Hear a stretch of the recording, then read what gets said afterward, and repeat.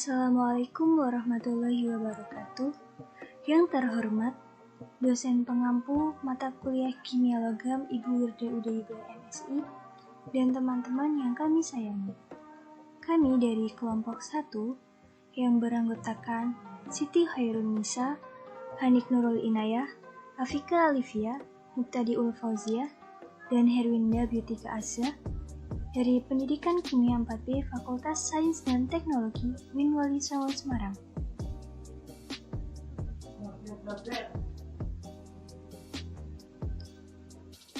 Kami akan memaparkan mengenai titanium dioksida atau TiO2.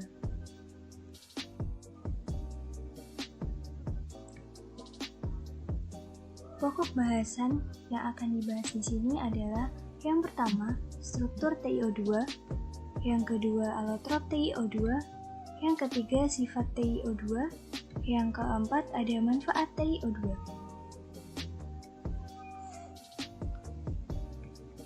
Pembahasan yang pertama yaitu struktur titanium dioksida. TiO2 biasa disebut dengan titania atau titanium 4 oksida, merupakan bentuk oksida dari titanium secara kimia yang dapat dituliskan TiO2. Titanium dioksida memiliki 3 fase struktur kristal, yaitu anatas, rutil, dan brokit. Pembahasan selanjutnya akan disampaikan oleh teman saya, Herwinda Beautika Azza. Kepadanya saya persilahkan.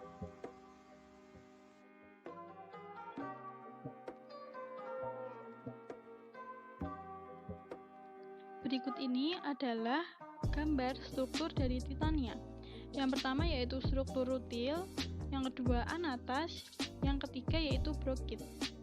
Jadi pada gambar tersebut yang berwarna biru itu adalah titanium dan yang berwarna merah adalah oksigen.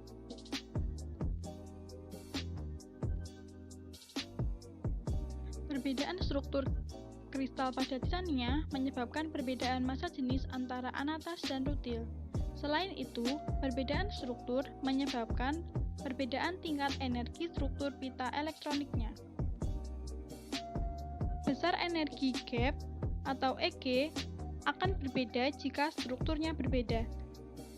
Harga EG pada jenis anatas akan lebih besar, yaitu sebesar 3,2 eV, sedangkan pada rutil sebesar 3,0 eV, sehingga anatas diketahui sebagai kristal titania yang lebih fotoaktif daripada rutil.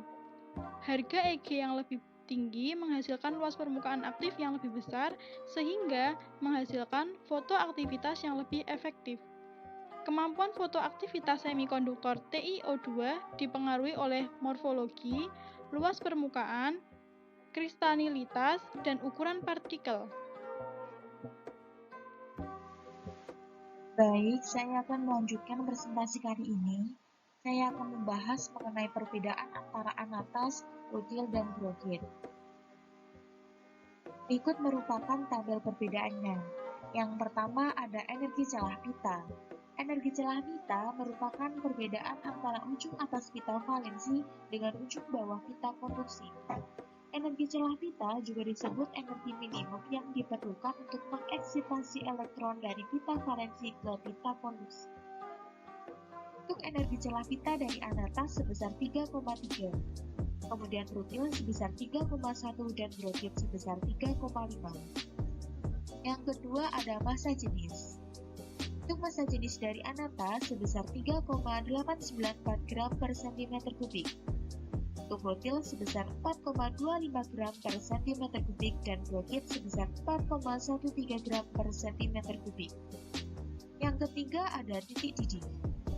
Untuk anatas, titik didihnya akan mengalami perubahan menjadi rutil pada saat suhu. Kemudian, titik didih dari rutil sebesar 1858 derajat Celcius. Dan brokit juga mengalami perubahan jadi rutil pada suhu yang tinggi. Yang keempat ada bentuk kristal. Anatas dan rutil mempunyai bentuk kristal yang sama, yaitu berbentuk tetragonal, sedangkan brokit mempunyai bentuk ortoromdik. Selanjutnya saya akan membahas mengenai alotrop dari titanium dioksida. Titanium dioksida atau TiO2 memiliki 11 polimorf atau alotrop.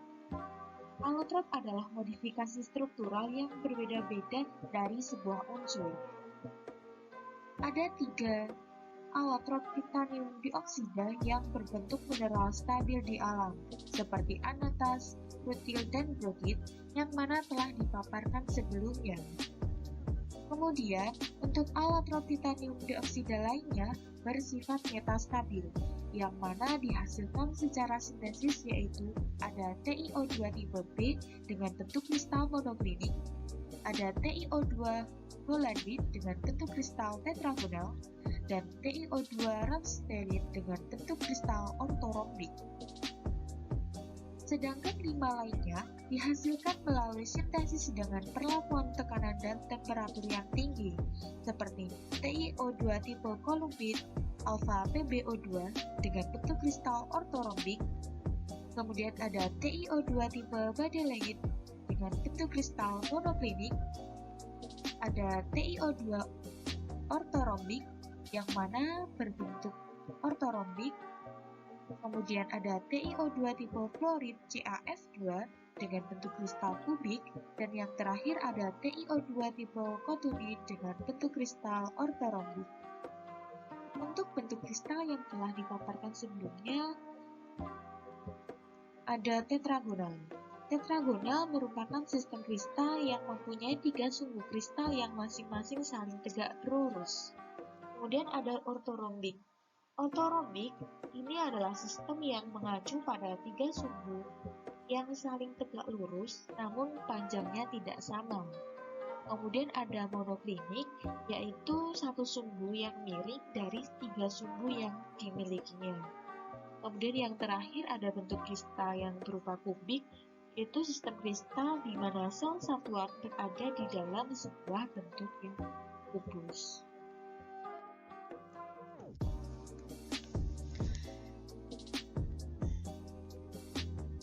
Saya lanjut pada slide ke-9, yaitu sifat titanium dioksida. Titanium dioksida ini dapat dihasilkan dari reaksi antara senyawa titanium tetraklorida dan oksigen yang dilewatkan melalui lorong silika pada suhu 700 derajat Celcius. Senyawa titanium dioksida ini bersifat amfoter, terlarut secara lambat dalam asam sulfat pekat, membentuk kristal sulfat dan menghasilkan produk titanat dengan alkali cair. Sifat senyawa titanium dioksida ini adalah tidak tembus cahaya, mempunyai warna putih, lembab, tidak beracun, dan harganya relatif murah. Titanium dioksida ini dapat dihasilkan dari proses sulfat ataupun klorin.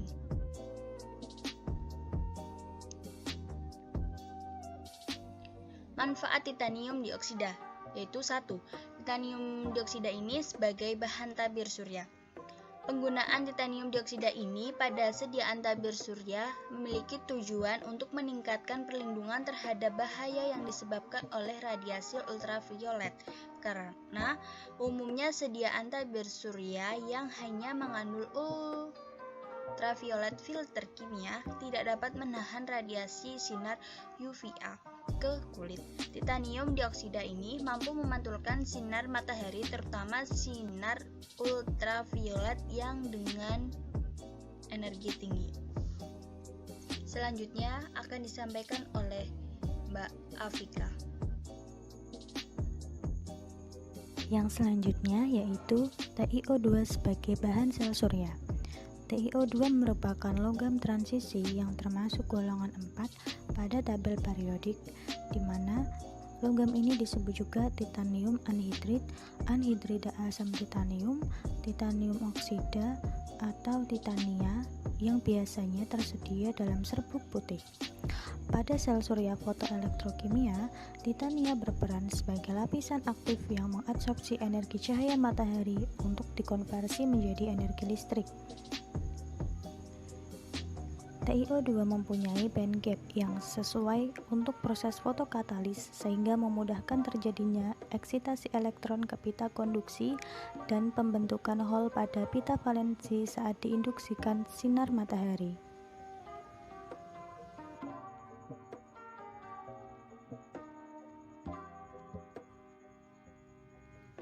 Yang selanjutnya yaitu TiO2 sebagai dirt free paint pada cat.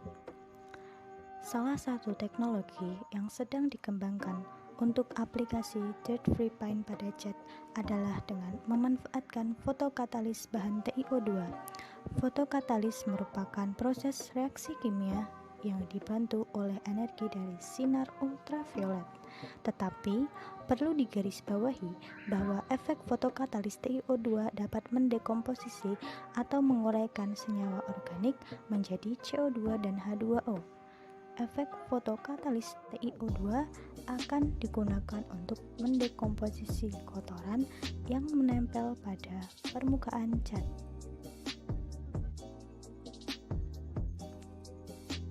Sekian presentasi dari kelompok kami. Apabila ada salah kata, kami mohon maaf yang sebesar-besarnya.